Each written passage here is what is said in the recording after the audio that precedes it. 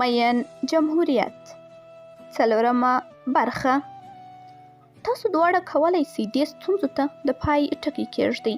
تاسو د ټولو حاضرینو مخکې ووایاست چې څنګه یې حل کوئ.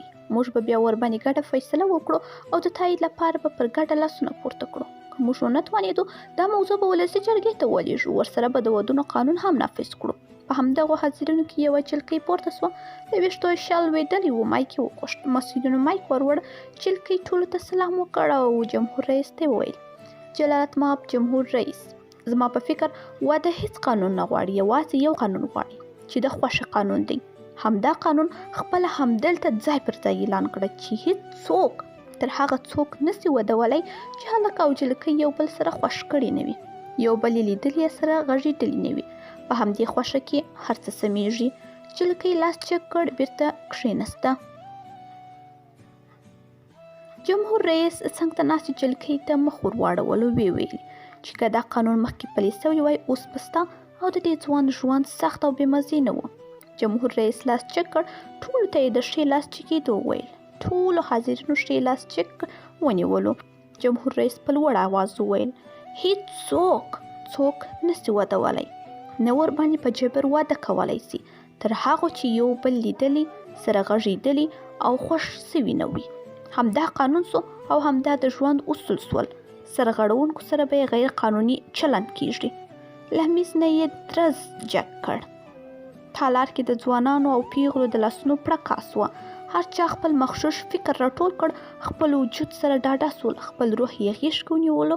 ځانو سره یې وویل: له ناخوښې ژوند نه یوازیتوب 160 وارې شرف او عزت لري. جمهور رئیس خپل تور څادر له ځانه تاو کړ. پر خپله ځانګړې باغروره باجرته څوکۍ کښېناست. مجلس یې پیل کړ. ټولو ته یې ښه راغلاست وویل. خپله وړه کتابچه یې خلاصه کړه. بېګنې ټول یې دښتونه یې چک کړل. د اوبو مسؤل مخې ته ګرد ګیلاس کې اوبه کېښودې. بېرته زر شاته سو. جمهور رئیس کښته پورته خپلو ټولو مامورینو ته وکتل. هغوی سره وښورېدل او ووېرېدل. جمهور رئیس خپل ځانګړي ملګري ساتونکي جنرال ته اشاره وکړه. جنرال راغی. د میز مخې ته شخ ودرېد. جمهور رئیس کښته پورته ور وکتل. ورته ویې ویل: د وزیرانو غونډې نه وروسته بیا یو ځل راسه، په کار مې یې. هغه سر وښورولو. ویلې: سمه ده صیب. خپله کتابچه یې راویسته. د څادر پلو یې خطا کړ او بسم الله یې کړه. خبرې لانجې، د حل لارې، امنیت، پوهنه، صحت، ځان بساینه، دا هر ځای په 2 ساعتونو کې سره راغونډ کړل. جمهور رئیس همداسې خپله کتابچه کتله. یوه نوټ سوې خبره به یې مسؤلو کسانو ته اوروله او د عملي کولو وخت به یې ترې اخیست. د کتابچې یوه پاڼه یې راواړوله. ګوري چې لیکلي دي: پلانی وزیر باید وپوښتم او هغه بله موضوع. یو وزیر له کوم شرکت نه په ډېر تکتیک د پیسو غوښتنه کړې وه. دا راپور د جمهور رئیس تر میز رسېدلی و. جلسه همداسې روانه وه. د کتابچې یوه بله پاڼه یې واړوله. دستې د ښار 4م ښاروال ته وکتل. ورته ویې ویل: زه پرون خپل موټر کې وګرځېدم. د ښار بیروبان هماغسې و لکه هغه تېره میاشت. نوره دې خوښه خپله، خو یو د حل لاره یې وګوره. که د حل لاره یې نسې پیدا کولی نو بیا یې زه نن شپه درته برابروم او درته لیږم یې. صحیح ده؟ ورته موسکی سو. ښاروال ولاړ سو. خپلې خبرې پیل کړې. ویلې: ښاغلی جمهور رئیس، سلګونه خلک د سړک په منځ کې ولاړ وي. د موټر د تېرېدو لار کې 2 ولاړ وي. په خپله یې په ځان لار بنده کړې وي. په خپله یې پر ځان ناوخته کړې وي.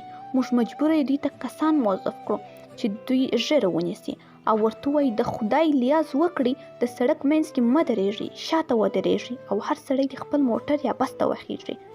رئیس صاحب، زه مجبور یم هر یو نااهله انسان ته قرآن ونیسم چې دې قرآن ته وګوره سړک مه تنګوه، مه موږ ځوروه او مه ځان ځوروه. بله لار خو زه نه لرم. د 4 موټرو ځای یې نیولی وي.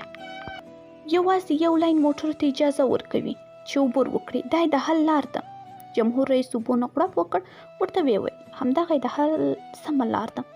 همداسې وکړئ، خو که دې کار هم نتیجه ورنه کړه بیا لرګي در سره ویسي په زور خپل ځای ور وښئ. خو تاسو ورته مناسب او اسات ځایونه هم په بیړه جوړ کړئ. که سړکونه تنګ و ودانۍ ونړوئ، خو له ونو سړکونه پاک کړئ. د شپې 12 بجې د وزیرانو مجلس پای ته ورسېد. د مجلس په پای کې جمهور رئیس هماغه وزیر ته میسج کې ولیکل: اشنا سبا هغه شرکت پیسې درکوي، ورته ووایه اخله او ته دې خپل استعفا هماغه شرکت والا ته ورکړه، نور مه راځه، ځه خپلې پیسې دې وخوره، بې خونده ژوند ولرې. له خدمتونو دې یوه نړۍ مننه. ځان سره یې وویل: د ټولنې تر ټولو بد انسان بد چارواکی دی. ادامه برخه زموږ په مطالعه یوټیوب چینل باندې اوریدلی سئ. مین جمهوریت، لیکوال عبدالهادي احمدزی، وړاندې کوونکې آریا رحمت. مین جمهوریت ناول تاسو د مطالعه یوټیوب چینل څخه اوریدلی سئ. مین جمهوریت.